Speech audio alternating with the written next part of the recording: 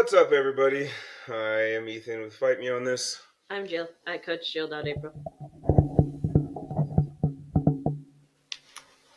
Didn't mean to redline that. Welcome back. How are you? How long has it been? What did we last talk about? Our spicy, non-spicy episode? Was that the last one? Our spicy non-subscription. There we go. Yeah. How's everybody been? How are you doing? I hope you guys answer that question out loud in your car. I hope you're like, I'm good. I hope you're like, I feel like shit. I do. I hope you take the chance to actually answer and share with me, with us.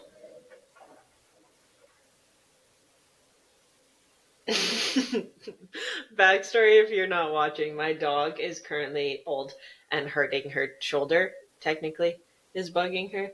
Are they all hips or are they... But what? But she's growling. Oh, she's fighting something. She's trying really hard to defend her ground against the magpies, but she's also injured. So... Yeah, Jesus Christ. I meant to ask you if you wanted a coffee before this, love. I got distracted. I'm okay, I think. Do you want one? Yeah, I'm gonna yeah, no, I'm gonna grab one. Sorry, because I really did. We usually have a drink when we're doing these things. But what is your hard this week, love? Why don't you kick us off while I do this?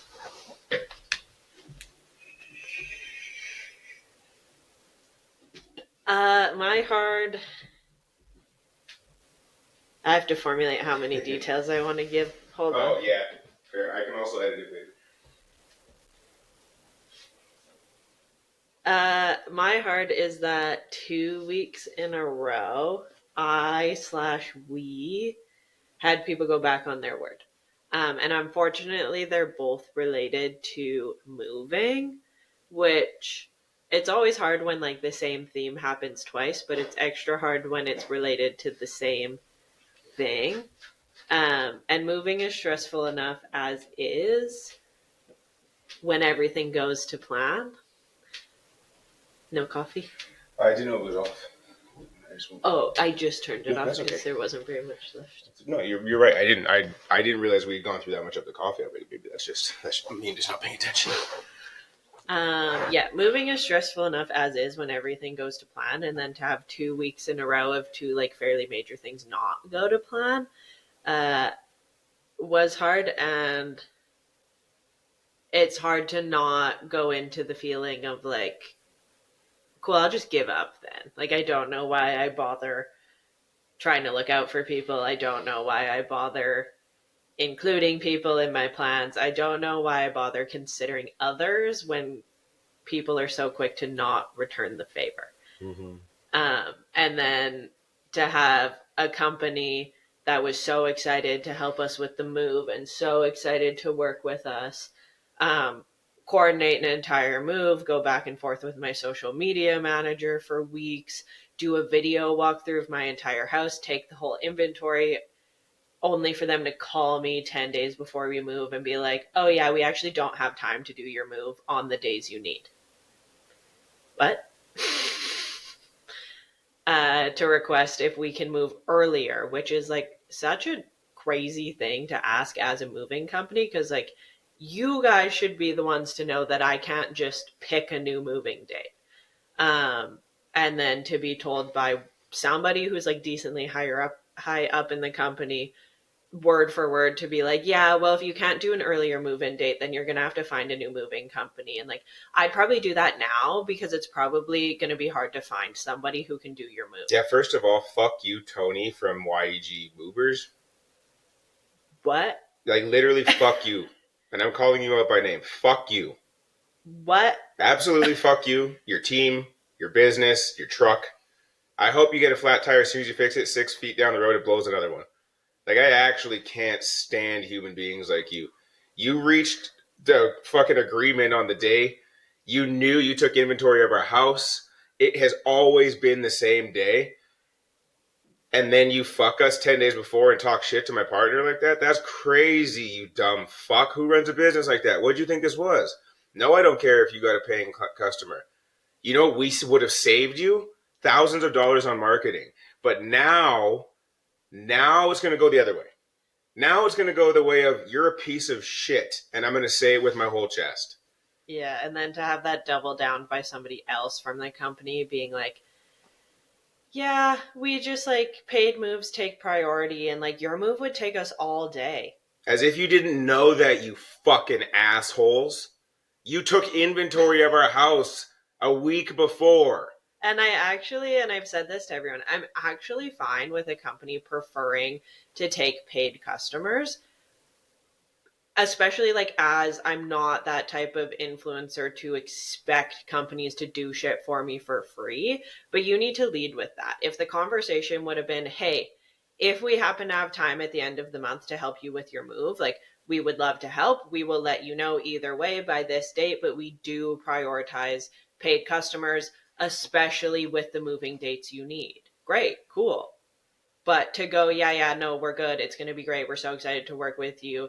To go through the whole process, your process. Just to be like, just kidding, we would rather be paid.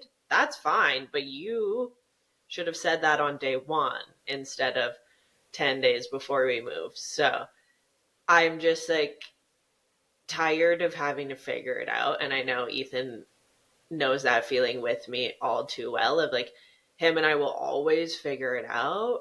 And I'm sure lots of you know that feeling too. But like sometimes I don't want to. I don't want to have to replan and figure it out and pivot and do the thing when like if people just followed through with what they said they were going to do, it wouldn't be on me. I already figured it out once. Mm-hmm. And then other people fucked up the plan I had. And now it's back to us to figure it out again.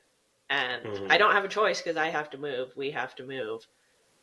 But to have it happen 2 weeks in a row, I'm just like, all right, why do I rely on anyone? And that doesn't help me undoing my hyper independence because I'm like, cool, I just do it my fucking self. I asked for help. I did the thing.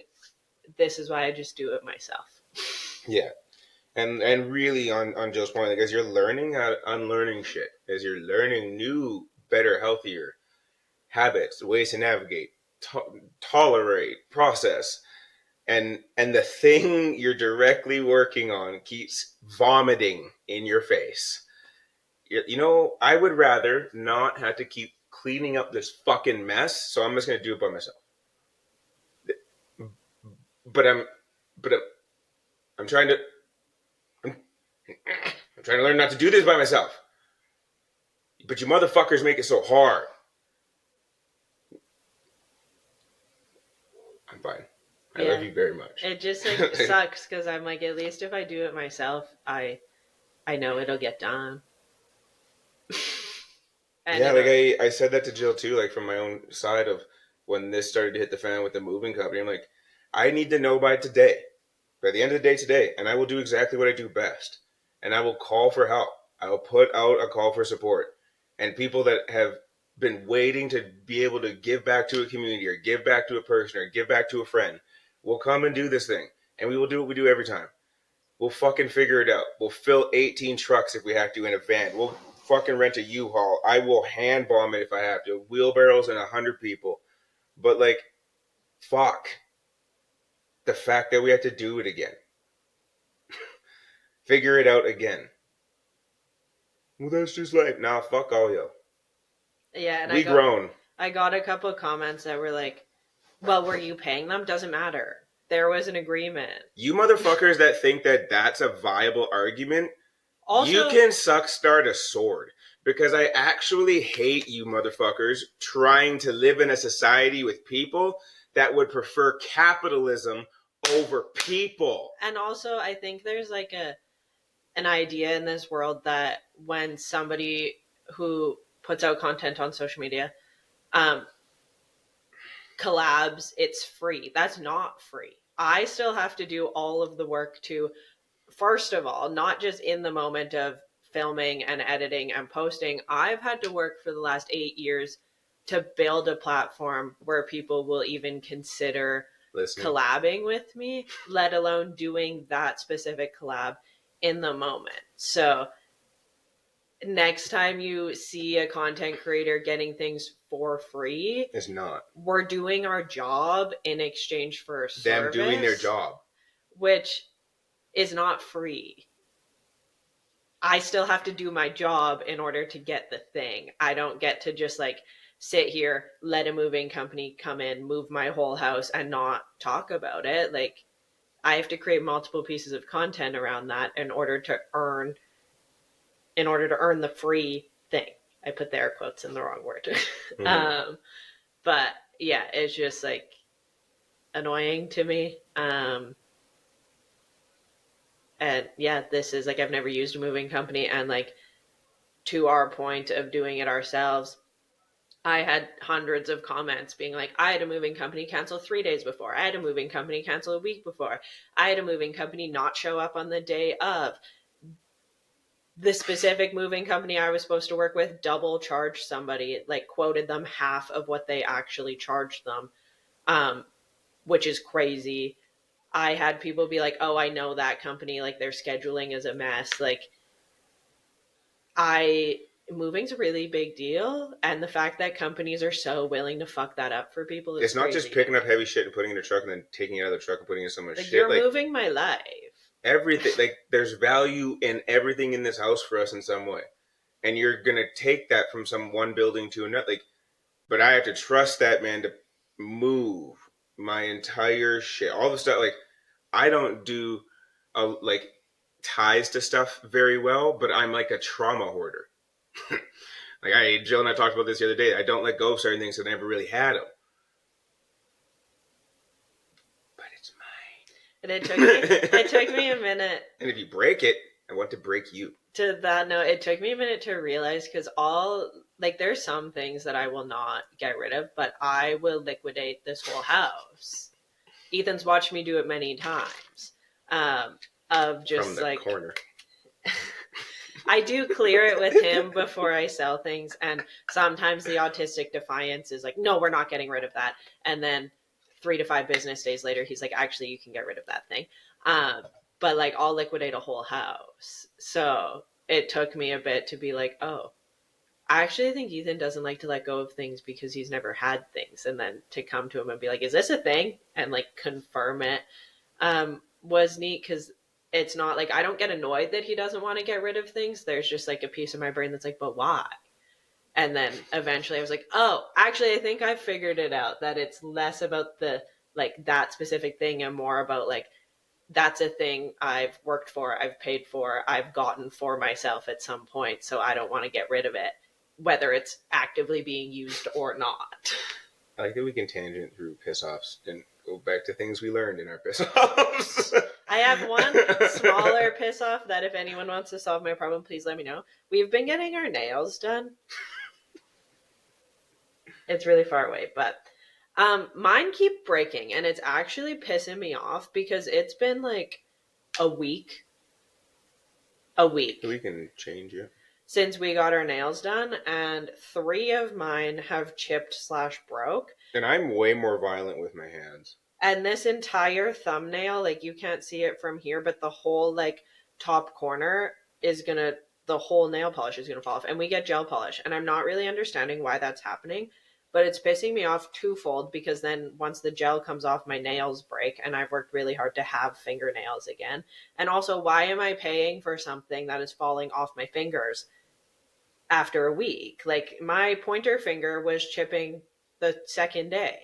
So if anyone's a nail tech or just knows things about nails and can explain why it's happening, or do I just need to go see somebody who's better at their job? Because like I'm sick of paying $50 for something that's not even lasting me a week. Mm-hmm. Yeah, I can get that. Do you have your own hard? I do and I don't. I do like that hard I share with Jill. We've been having to navigate lots of uncomfortable, lots of things that are deep seated in our own traumas and our own lived experiences that are uncomfortable in the last 2 weeks, with people betraying us, with people not being there, just lots of shit. And amidst this shit, as you all know, the stuff that sets me or gets triggered in me it sucks. And I said it in a video on TikTok last week, And all I said was like I don't know what to do with my content right now and how to talk to you guys because there's so much yuck. I think we talk about a lot. We have our moments to talk about our hards and joys with you guys, and you know that my hards are hard, and they're uncomfortable and they're always. And I sit in like I would love to share good stuff, and I try to. Like I model, we have lots of fun doing our life. We, all the things that you see that are good, but like I just feel like I got stuck in this place of not wanting to add to the overall suffering and yuck and heavy that there is out there in the world today. And I think that I know that this week's hard for me is I've made peace with it, but really sometimes self-harm is uncomfortable as fuck, even for me. And it sucks when I know that I'm on autopilot to self-harm when the system has finally overridden itself and the safest thing for me is self-harm. For me, for my immediate circle, for people outside my four walls, and I need to get myself back. I need to get out of the spaces that I'm going to in the darkness that's starting to win out. And it's not self-harm to suicide. It's not, I don't want to be here. It's self-harm to prevent more harm. And the hard in that is at this time, not that the self-harm was anything to any sort of Richter scale that I've done before or anything like that, but there was a moment where it was no longer catharsis as it was intent to injure. And like where there was a moment in self-harm where it wasn't beneficial anymore. And I was starting to realize that it's because I'm exhausted. And like without getting into too much detail about my self-harm, like I give myself 5 cuts to solve the problem. And if by cut number 3 it's not doing its thing, the cuts have to go deeper, they have to be longer, they have to whatever. And by cut 6, 7, 8, I was getting nauseous. And it was just this autopilot feeling of being reminded that even though that this is a tool, it can still get away from me. And that's not necessarily a scary place to be, but it's a hard place to be. Because I haven't spooked myself like that, losing control of the thing, in years. Like, since my last actual direct intentional suicide attempt. But I didn't even lose control, I just needed out. There's a moment where all 3 of me were arguing with me. What? I'm good. I just don't do, Ethan knows this, I don't do, like, a knives spook me, and I just, like, I don't do sharp things well, which is not conducive sometimes to having a human that self-harms. And I don't expect Ethan to not share. My whole system is like even on shows, Grey's Anatomy, I have to be like, I'm not watching. Yeah, so I'm fine. It's not actually about me. My stomach just feels funny because my brain pictures it, and then I'm like, but I'm like that with like a kitchen knife. Like I picture. I don't. She threatens to stab me all the time, and then chickens out. Because once I've been like this way with knives forever because I can like picture it cutting somebody, and that makes me be like, yeah. Is your guy's butthole ever pucker? Like, Yeah, like you know the feeling? You know when you're. But it's like every time, like I'm 28 years old, and it's every time I pick up a knife, I'm like, please don't cut yourself. But I like picture it happening. And then she uses knives the way you see her use them on lives. Yeah, I don't even like. I watch Vampire Diaries, and there's always a time in the show where they like cut the no, I'm closing my eyes. Yeah. So for somebody that like, I just like not many things make me feel that way, but sharp objects do. So if you saw me staring off, it was just me regulating my system, being like, he's fine. Mm-hmm. I am.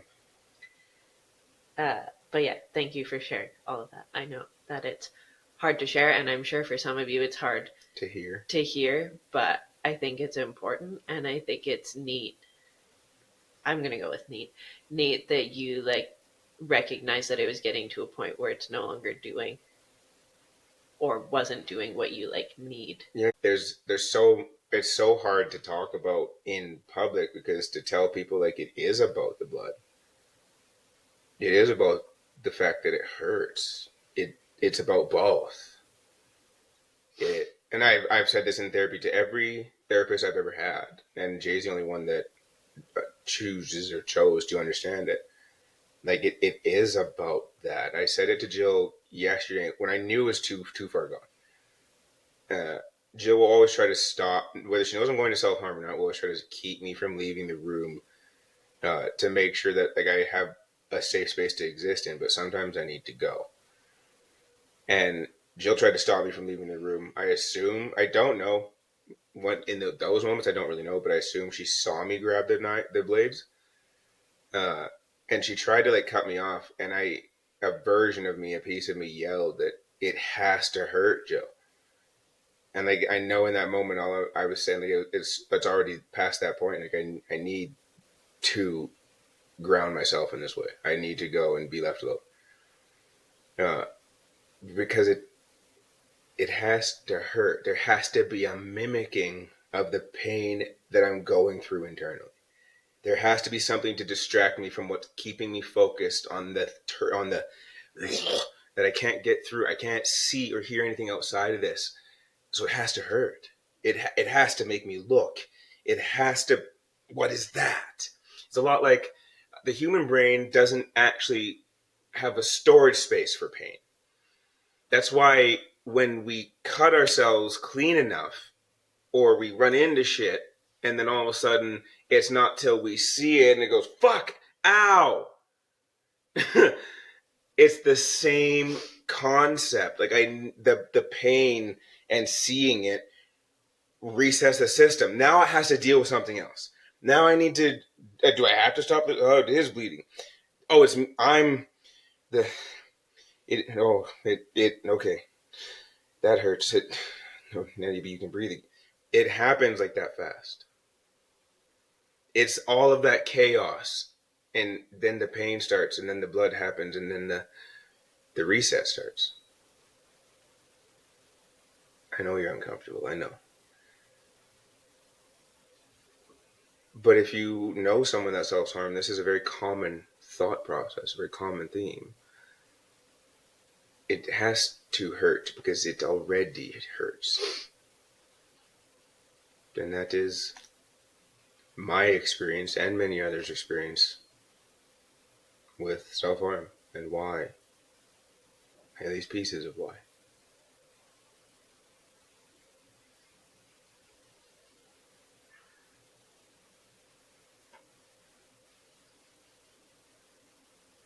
Hmm.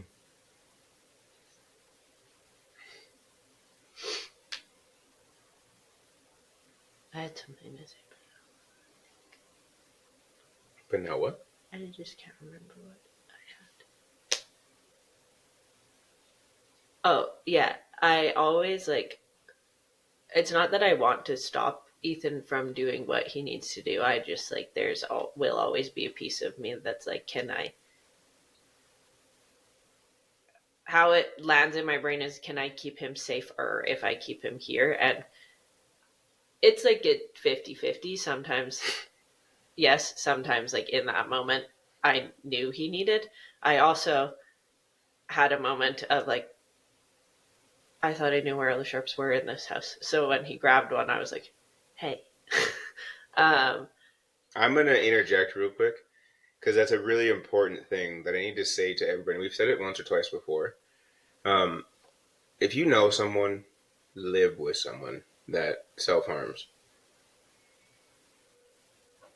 there's two angles to this, and there's 2 points I want to make. Number one, even if you think you've taken their shit away, you have never, you have never taken their ability to self harm away. I cannot be clearer about this. I'm not trying to scare you. You really need to understand the thing that is happening. If you take it, they're going to find another way. or another thing. The other side of this is if they give it to you.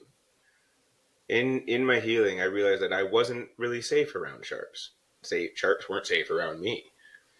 And so I gave all of my sharps to my best friend who I was living with at the time. We hunt together. We fish together. He would bring my knife, my hunting knife, my fishing knife when we would go, and then he would take it back at the end of the trip because I spent a lot of time alone. And it was a big ask of my best friend, but he willfully took that responsibility. And it was beautiful. And there was a time a few years after that I was doing much better than I'd ever been, and he was able to hand me my sharps back. And I still have access to all of them. But I say that because Jill says that because I, at one point, gave her most of my sharps. But I'll never not have access to sharps. There's not because I want to hide them. That shit has been there since before we moved. It's been in the same package, in the same container, in the same box, on the same shelf.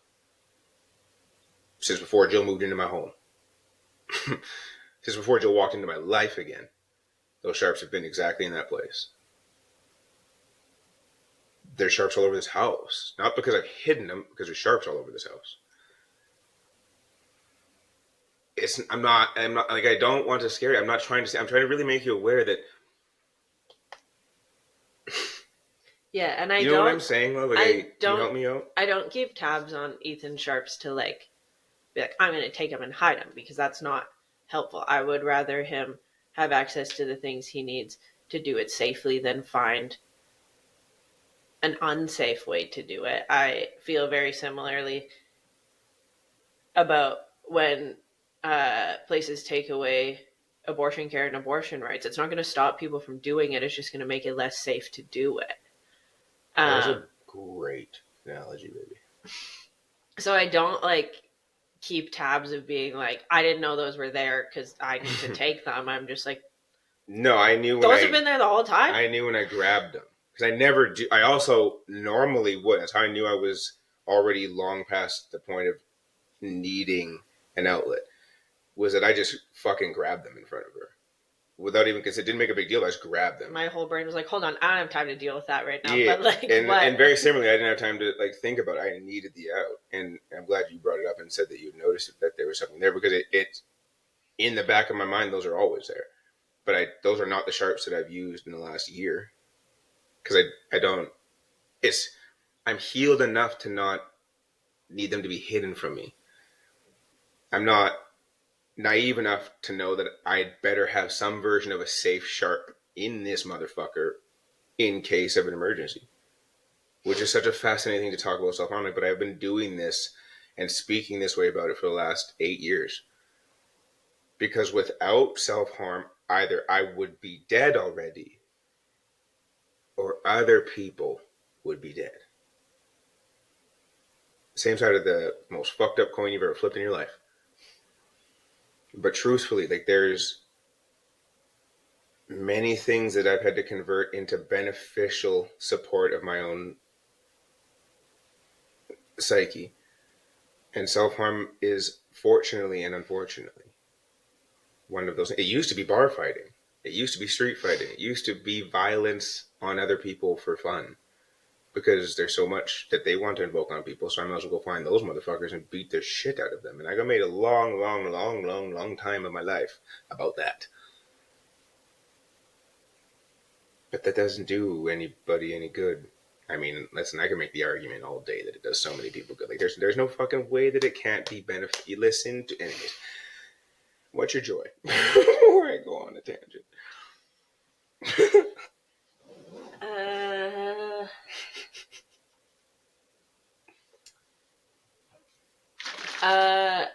Two like smaller things. I'm actually having a time liquidating our house, and like we still have things. I'm not like everything must go. It's my rule with moving, and I said this to Ethan yesterday, and I don't know if I've ever told him this is my rule with moving, but if you didn't know, I've moved 4 times in 3 years. I've gotten half decent at realizing what's worth moving and what's not worth moving. And my rule is, What you So, doing? oh, sorry, but I was listening. I was listening for your rule. What's up?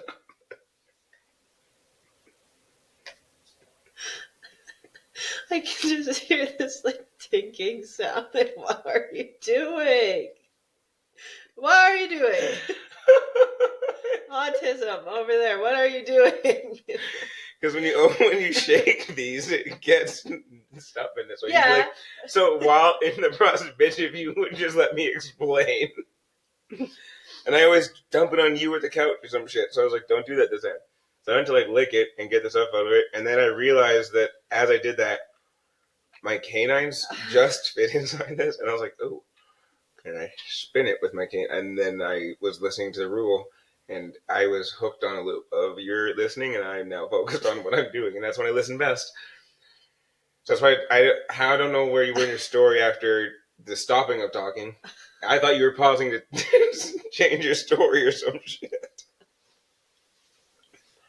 Anywho, my rule is if I haven't used it in the current house, it doesn't get to come with me to the next one. And it's just like saved me from packing unnecessary shit. I don't want to move one more box than I need to. And there's been a lot of things in the basement of this house that have not been touched since we moved in. And we've only been here for like 6 months. So I can't like fully apply that rule or else half my closet wouldn't be moving. But then I would also have no clothes to wear in the winter. So I do have to like give a little leniency on that rule this move because typically I live somewhere for at least a year. I've lived through all the seasons. I've done all the things. I can't just yard sale my winter stuff. Um, but I'm really good at being like, oh, I haven't used this, I don't need it. So I've like sold off a lot of our things that just aren't needed, aren't used. I've made bags of like donation stuff, and I'm just like finding a lot of joy in making us some extra money. Like girl math is that that's free money. I know it came from things that at one point I bought, but that was a long time ago. And I am just having a lot of fun in like how many extra dollars can I make us before we move. So that's been part of my joy. I do have an entire broadcast channel on Instagram where I post like everything I'm getting rid of. I just put up like a bunch of new jackets today and like some Lululemon shirts, things like that. So if you're in the market, you'll have a couple day window, like a 1 day window when this goes up before we move. Um, and then my other joy was that we're moving back to Sherwood Park, and I was in Sherwood Park yesterday, and then I had a moment coming home where I'm like, oh my god, I would be home by now. Like in 2 weeks, I will be home already. Um, and I was very resistant to living in Sherwood Park in any way. I grew up in Sherwood Park, so I was like, get me out of here. I'm never coming back. Turns out, unfortunately for my defiance, Sherwood Park is just like an easy place to live. Um, and it's not easy for a lot of reasons, but like for the most part, people mind their business. It's safe. You don't have much to worry about. I know Sherwood Park because I grew up there. All of my routines are there. Um, so it just feels nice to go back to a place that's familiar, and I won't have to be like, but what if we don't like the neighborhood? What if? It's just nice to be back in a place that I know, whether it's where I want to be forever. No, but like for now, it feels like a good place to settle. Mm-hmm. And I'll get over my I hate Sherwood Park because it's not like my favorite place in the world, but there's worse places. Mm-hmm. Yeah, I don't have tons of joys. I can't think of any. Just want this move to be over with. I want to be in a space that's quiet and much more our vibe. um, I got a handful of pictures back from Kelowna Fashion Week yesterday or the day before. And it's funny how people's bias turns on when they shoot. Because the first two photographers took like 2 pictures of me and like 5, 6 of everybody else. Which, like, fine. Do your thing. I don't have the time or the patience to argue about the way that was ran. Mm-hmm. Were all the pictures in like one folder and you just found yourself, or No. did you get sent just yours? No, I got like the photographers like sent their folders and I went and looked through them. Mm. So like there's 2 or 3 that came through, and you can see like they're not the best quality pictures. They're whatever the fuck. I'll complain about other shit later. But there's one. The last photographer, there was 3, 4, 5 maybe of other models. There was like 21 of me. And it was really cool because like it was the first time, like that last walk. And I walked 3 times, sure, like there's pictures of me on all of them. But I'm really talking about the last one, the weed walk. I should preface that with context. And of this last walk in particular, for those of you that don't know, I walked for a really, really, really talented designer, and who had put together a piece for a cannabis company in Kelowna. And so I got to walk for a cannabis collab.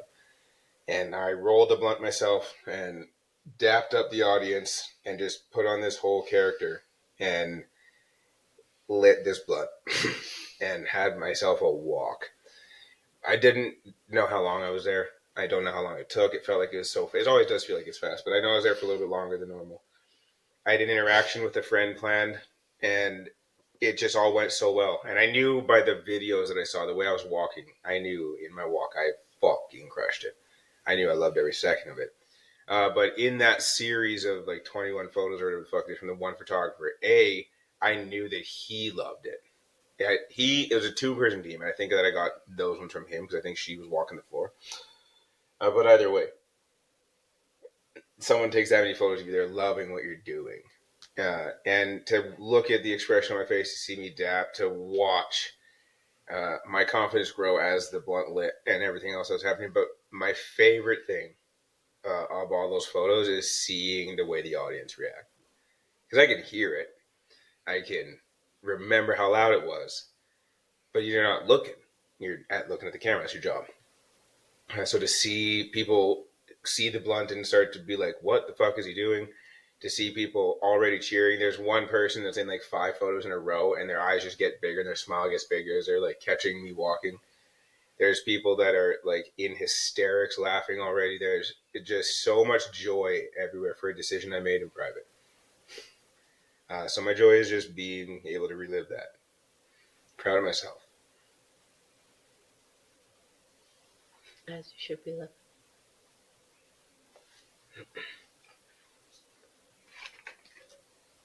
And I'm glad through pictures you get to see. I'm still annoyed because there is this couple sitting in front of me. They changed the seating for the second day of Fashion Week, and the first night I was in the front row because I always weasel myself to the front of all of Ethan's fashion shows. I also weaseled my way to the front at Kerry West. I'm really good at just being like, I gotta go. But him and his wife are sitting in front of me, and not a big deal. Like, you paid for a more expensive ticket, you're allowed to be in the front row. But right before Ethan's designer was going, and I knew they were next, his wife got up to go pee, and I like leaned forward being like, hey, is there any chance I can like sit in your wife's spot? And he's like, she's gonna be right back. She was not right back. She was gone for the entire designer walk and part of the next one. And I was like, and like, whatever, they're allowed to say no. But he was like, well, she's gonna be right back, and like, you can't be in her seat. She was not right back. And I was like, I could have sat there and been gone by now, but whatever. I was very brave and went up to some random, okay, well, I thought it was a random girl, and then I actually learned after that it was the designer's girlfriend. So that's funny that I chose her of all the people. And I was like, can you send me that video, please? But yeah, it was just a moment where I'm like, you liar. I could have been in her seat and gone. She wouldn't have even known. Just ask them, who's the girl that's beside you for that whole thing? Just watching from the back corner. Like, first of all, you have to go like all the way downstairs to go pee. She's not going to be right back. And she wasn't. So, whatever. She also probably got held up the stairs because the designers were going. And yeah, you can't just like walk back to your front row seat while people are walking down the runway. Mm-hmm. Whatever. Yeah. Welcome to our episode. We don't have a topic today. We just have too much going on. So, I mean, like, that was a lot of hards and joys and explaining where we're at. So we're just shooting the shit today. Anything you want to tell the people of? I'm going to tell 7 of you off. Nothing specific. I just like, I don't know. I'm annoyed very easily these days, and I think I'm just like living on a short fuse of uh, expecting things to go wrong, and that's probably not how I'm supposed to live. But like, I've had a lot of proof of like it's gonna go wrong, so I might as well expect it. And eventually, I'll shift out of that mindset once we're like resettled. But I just feel like I'm in a space right now, being like, what's next? um, and that's not usually how I like to think because ask and you shall receive. Mm-hmm. But it's just been tough to pivot out of that mindset lately. Other than that, I'm fine. Ethan and I are putting out a new program together. Cheers. If you didn't know, Ethan is in fact a certified personal trainer. So this will be the first program we're doing together. It's called Strong in 12. It's a 12-week strength-based program. Ethan is handling the workout programming and like far more hands-on on the coaching side.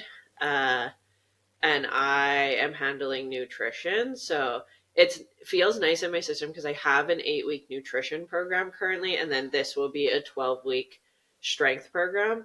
The 8 weeks of nutrition comes with a workout program.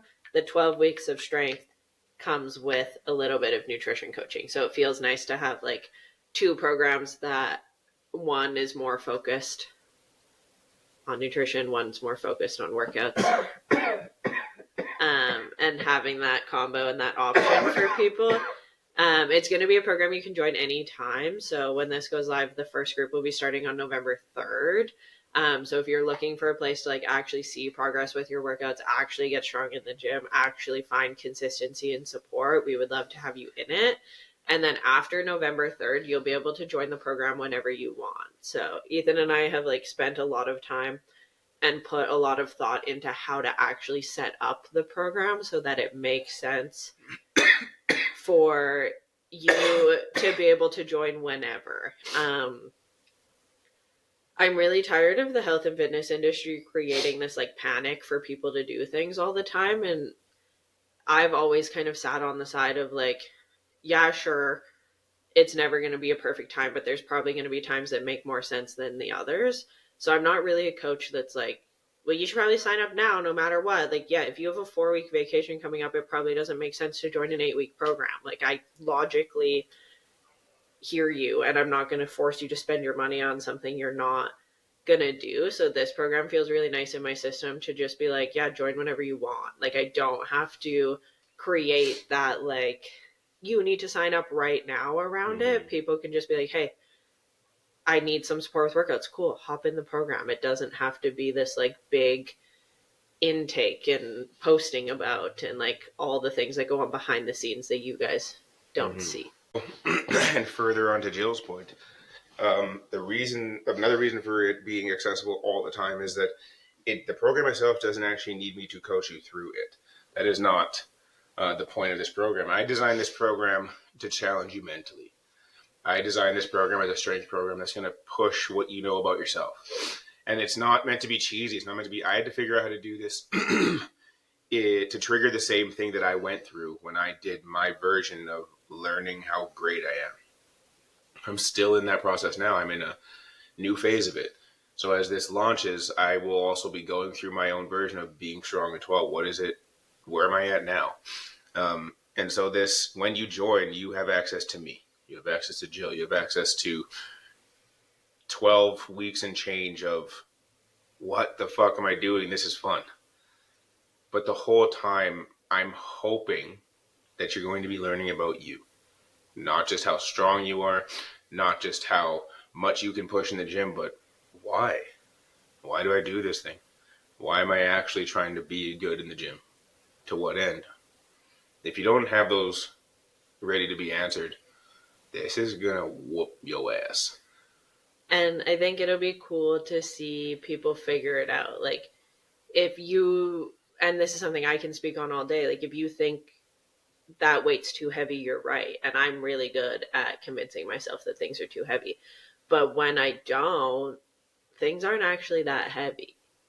And Ethan sees it happen all the time where he's like, yeah, it's heavy, get over it. Where I'm like, it's heavy, I can't do it. So being able to watch people break that mindset and actually like push past the I can't do it side and actually see some results in the gym, because most people are like spending way too much time in the gym for no results. And it's because you're not training properly. You don't have the proper program. You don't have the proper mindset. Intention.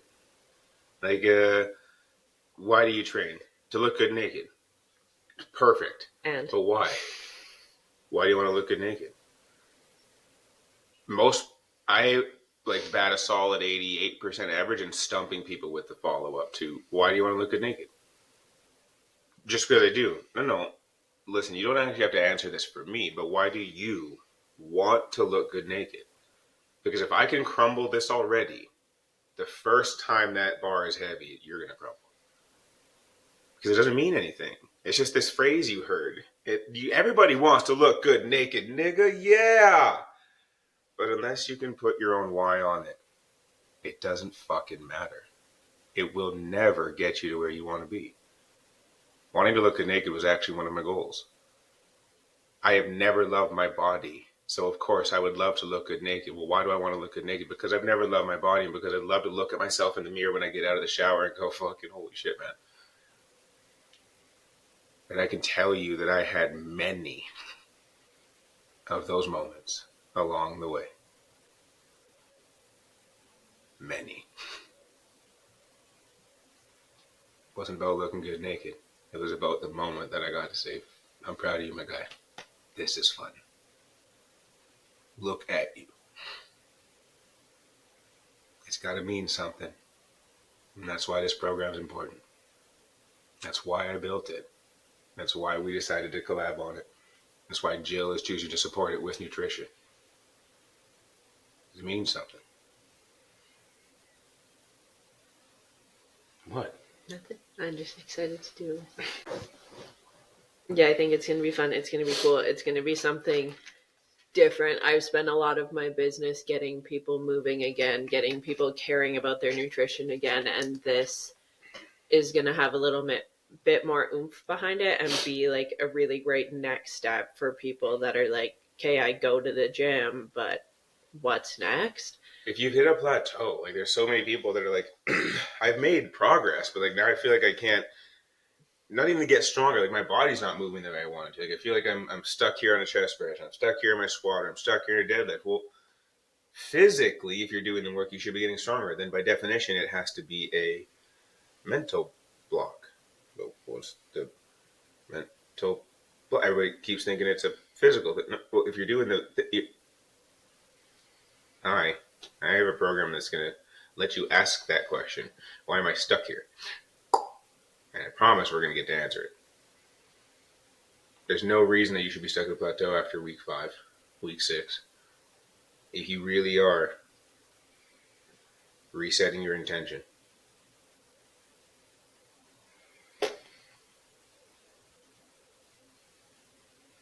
That's going to be fun. I think it'll also be cool for me to kind of like take a step back and let Ethan work. Like it's still my business, and I love having him be a part of it, but it'll be the first time I've been like,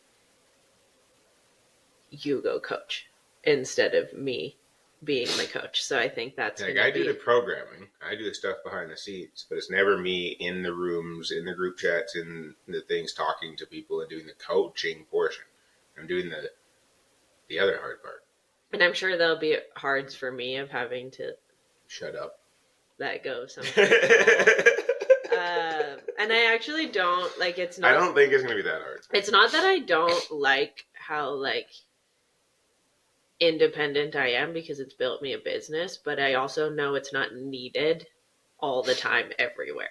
And learning how to be like, he's got it. I don't need to be like monitoring every word. And I also don't have the time to, which is my biggest like reason of hiring Ethan and developing programs with him. And it's a big piece of like, I don't have the time. So if I don't have the time, I can't be helicoptering either. I have to just be like, this is yours. Do the thing. Yeah, it'd be cool to shift how I get to coach for the first time really online, to be in working with hopefully fucking 50 people by the end of the year. But it'd be cool to be just in a community of people that really just want to be better. I don't know how else to say it. I people ask me what's next for me, and I don't want to be a trainer because people suck. Because people say they want to be different, they want to not be in pain, they want to be stronger, they want to be faster, they want to lose weight, they want to feel good in their skin, they want to, but they don't. They just they don't. Because it's too hard. And I'm not trying to mock you. I'm this is the way I feel about it. Hard? Hard. Showing up for yourself is too fucking hard? I get it. Because I would rather show up for everybody else before I show up for me. But do you know where that gets me? Only so fucking far, and I still feel the same fucking way about me. That's the problem. We get so fucking far in our own way. Oh, I'm gonna get pissy about it. Because I say this in my house, and I say this all the time about why I don't want to be a trainer, because like fuck, we can't make it any easier. We have the knowledge. We have this space that Jill created is borrowed to me. I bring a space of my own that she gets to borrow. And here is a community of people that all want to be better, and it's still too hard. Well, I have kids. Yeah, and your kids are going to grow up to learn that everything's too hard to care for yourself. That's fucked up. You wouldn't teach your kids that, would you? But you are, because you're doing it to you. I hate that mentality. I hate that so many people are stuck in this. It has to be good enough here, but I'm not strong enough to do it anywhere else. You are. We all are. I was not always this way. I have not always been this person. I have not always been able to confidently say, you can fucking do this. It wasn't until I had to suffer on my own for me to learn how to love me that I came to the conclusion that I got tired of doing it for everybody else. And at some point you get better at the hard. Like I don't ever think it gets less hard, but you just get better at doing the thing. But until you put in the time to actually put effort towards getting better at the thing, of course it's too hard. But like everything was too hard. Reading was hard. It's already hard. Like everything was hard at some point. You just have to do the thing, and being where you are is also hard. So if you're looking for a place to grow and learn and change and have support, we got you. You just have to. The gym is such a beautiful tool to learn how great we are, how great we can be, if you use it for just that. Strong in 12 doesn't mean I'm going to skyrocket your deadlift to a new PR. I mean, we might. That'd be cool. Strong in 12 means that you're going to leave this program better than you were. You're going to leave it far more confident in yourself. You are going to be able to do cooler things in the gym. It's 12 fucking weeks of movement. Jesus Christ. But Strong in 12 carries so much more weight than just picking shit up off the floor. Pick yourself up off the floor. We're here to help you do it. And if you're listening being like, I'm not there, I have like 8 million other coaching offers. So in some way, shape, or form, we got you. I'm really excited about this program because I feel like it rounds out a lot of my coaching offers. Gives people a step forward. And if they're like, I'm not there, but I want to be there, I have options to get you there. And I just think it's going to be really cool to watch happen. It'll also line up nicely with us kind of resettling and changing a few things about our lives. So it'll be nice for us to have people to do the new with as well. Yeah. Yeah, I think there's a lot of new, as uncomfortable as it is currently, coming up for Jill and I, and that means you guys as well. But even to have a space that is now mine and Jill's is equally as exciting as it is. Like, what does that mean for us? What's next? What do we get to do with this new space? um, yeah, you guys are gonna hear about it.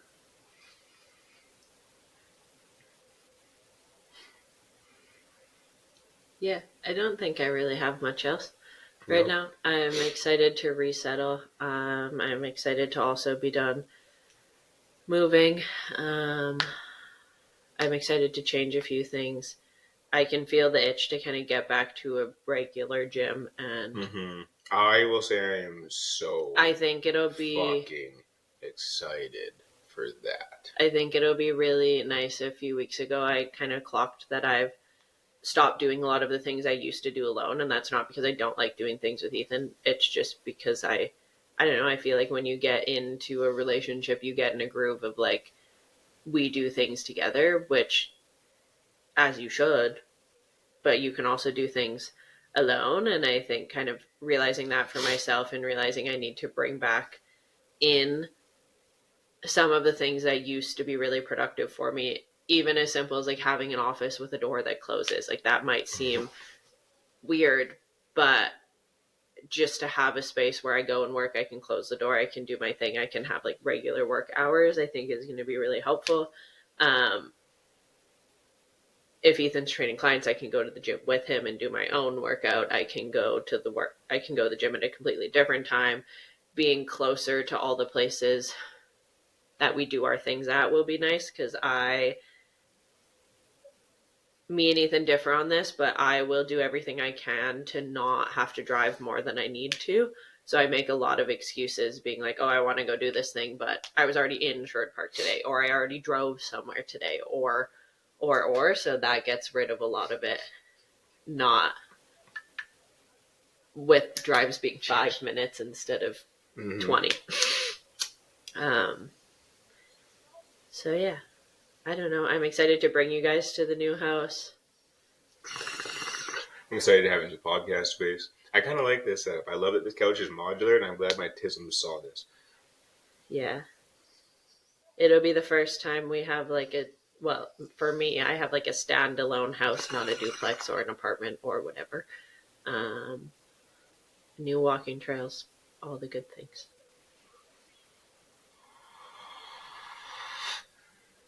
Yeah.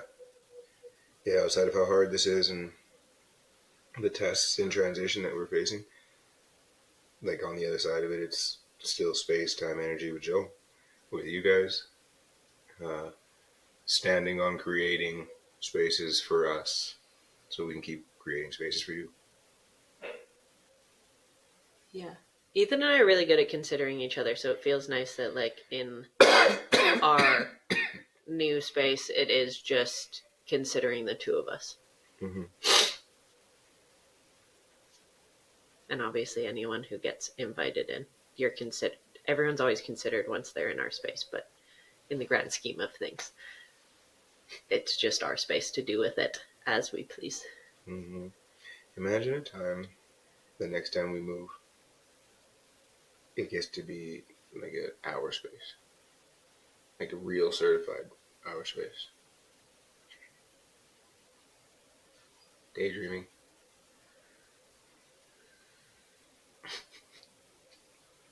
Any final thoughts, feelings? I miss having a third. Yeah, me too. I like a yeah. Maybe I'll leave on that on this thought that you and I keep coming back to. I think that I'm less interested in finding someone to be with on my own as much as I am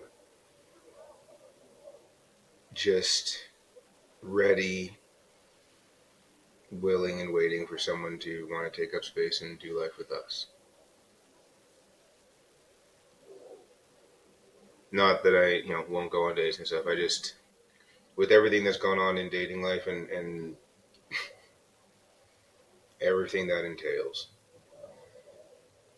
I've really enjoyed the spicy conversations we've had, the play we've had, the conversations about play with other people that I've had, and I like that avenue. But I really just know that you and me, aren't whole yet. Like we're No, not us. You know what I mean? Like I don't know how to say it without it being sounding cheesy, because no, there's no other vernacular that I've heard to because I don't believe in like completion of things. That's not what we talk about. We're not those people. But there's there's a oh, I'm gonna get emotional. There's a space here, and I would like it to not be here anymore. yeah, a lot of the new experiences, PG or not, that have been in my brain lately involve a third person. Mm-hmm. And I mean that like PG or not, I mean that because there's many situations where I'm like, oh, it would be cool to have a human for this activity. It would also be cool to have a human for that activity. But like, I just think there's a lot of things we're missing, I guess, whether we've experienced them before and are wanting to experience them again, or new things. Yeah, dating's hard. Everyone knows that. Poly, monogamous, whatever your vibe is, dating's hard, and feels kind of exhausting sometimes. And it's a piece of my like, I'll just give up right now, which is fine. You're allowed to take breaks with dating, and I've just kind of like put it on the back burner a little bit because I feel like I'm in that phase of like proving my point. Like I told Ethan on the weekend, I matched with somebody on Hinge, and one of their prompts was talking about how their favorite food was sushi. So I like liked their picture, replied, and was like, "Where's your like favorite sushi spot in the city?" And they replied and they said, "I can't be giving away my spots like that." And I literally put my phone down and I said, "All right, never mind. Like I don't think that's cute. I think you're annoying." I tried to create conversation and set you up, set myself up. You could have been like, "This is my favorite sushi spot." I would have said, Sick, been there. Let's go again. "Cool, let's go check it out. What are you doing this day?" And instead you went with this weird, "I can't give away my secrets like that." All right, then go for sushi by yourself.